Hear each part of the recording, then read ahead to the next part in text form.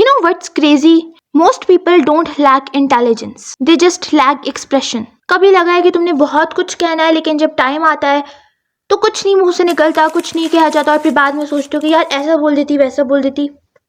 और फिर जब तुम किसी के सामने बात करते हो you start sounding confused, unsure. Here's the truth. Speaking confidently इससे लैंग्वेज का कोई ताल्लुक नहीं है. It's about how you structure your thoughts and how your brain communicates with your words. देखो ह्यूमन ब्रेन हर सेकंड में 6000 थॉट्स को प्रोसेस करता है, बट जब हम बोलते हैं तो हम सिर्फ 120 वर्ड्स ही एक्सप्रेस कर सकते होते हैं. मतलब तुम्हारा ब्रेन रेस कर रहा है और तुम्हारी जुबान अभी स्टार्टिंग लाइन पर है, इसीलिए तुम्हारा एक्सप्रेशन लगता है अनकंफर्टेबल, रश और कंफ्यूज्ड और अनश्योर. अब इसका सोल्यूशन क्या है? Slow down your thoughts. Okay, before you speak pause. देखो आई नो कि लगता है तुम्हें कि अगर मैंने पॉज ले लिया तो कोई मुझे सुनेगा नहीं. ऐसा नहीं है.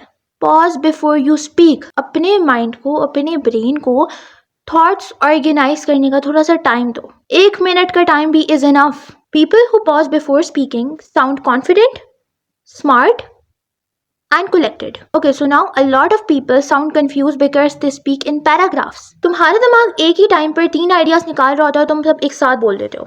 Result: listener loses interest. Instead, train your mind to think in points.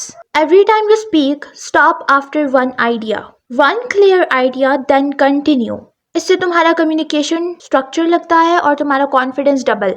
अब सबसे बड़ी प्रॉब्लम, हम बोलते टाइम लोगों को इम्प्रेस करने की कोशिश करते हैं. Fancy English, big words, fake accent, ये सब एक फिल्टर क्रिएट कर देता है between your heart and your words. Confidence इससे नहीं आता कि तुम्हारी वोकैबुलरी कितनी ज़्यादा एडवांस है. It comes from how honest your attention is. So the next time you speak like you actually, you genuinely care to understand. तुम्हारी tone naturally calm, engaging और जेन्युइन हो जाएगी. That's how leaders talk. That's how speakers talk. ये कुछ लोगों को बहुत अजीब लगेगा, but it's real psychology. मैं खुद ये करती हूँ. When you talk to yourself in the mirror or when you are just talking to yourself, your brain gets used to your own voice, your expression and your body language. इससे तुम्हारा self consciousness कम होता है, आपकी communication skills better होती हैं, आप understand करते हो सही से थॉट्स को, आपके अंदर कॉन्फिडेंस आता है बोलने का, अपने वर्ड्स बोलने का. मिरर में अपनी बॉडी लैंग्वेज को ऑब्जर्व करो. आपका शोल्डर्स कैसे हैं, आपकी मूवमेंट कैसी है, chin up, eye steady. This signals your brain that you are confident and that you are ready to be confident, and your tones automatically start matching your confidence. देखो, confident doesn't mean loud, it means steady. Research कहता है कि लोग काम voices पर ज़्यादा trust करते हैं. तो जब तुम नेक्स्ट टाइम बात करो, रिलैक्स होकर बिल्कुल अपनी स्पीड 5% कम कर दो. कोई हरी करने की ज़रूरत नहीं है, कोई रश करने की ज़रूरत नहीं है.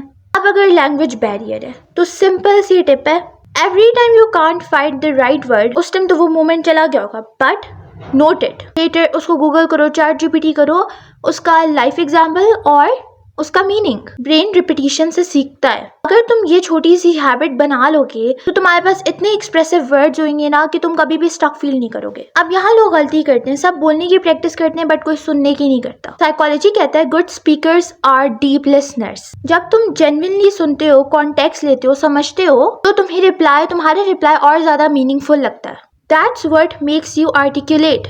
So remember, expressing yourself clearly is not about being fluent. It's about being present. The more you will understand, the more confidently you will express yourself.